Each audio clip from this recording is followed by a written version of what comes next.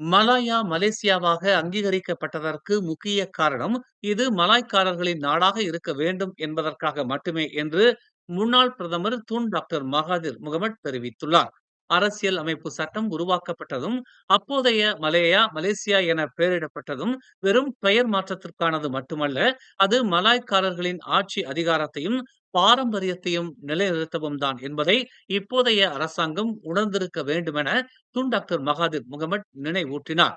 மலாய்க்காரர்கள் பாரம்பரியத்துடன் வாழ வேண்டும் என நினைப்பவர்கள். ஆகையால் நாட்டின் சட்டமும் மலாய்க்காரர்களின் பாரம்பரியத்தை உள்வாங்கியும் மலாய்க்காரர்களின் பாரம்பரியத்தை பாதுகாக்கும் வகையிலும் இருப்பதை உறுதி செய்ய வேண்டும் என்று மகாதிர் வலியுறுத்தினார்.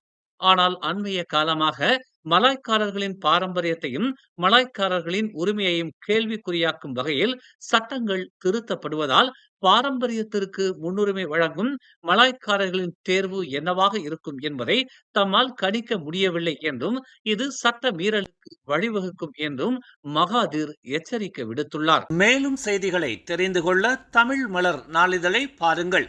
உடனுக்குடன் செய்திகளை தெரிந்து கொள்ள தமிழ் மலர் இணையதளம், தமிழ் மலர் செயலி மற்றும் மலர் டிவி யூடியூப் சேனலை வலம் வாருங்கள்.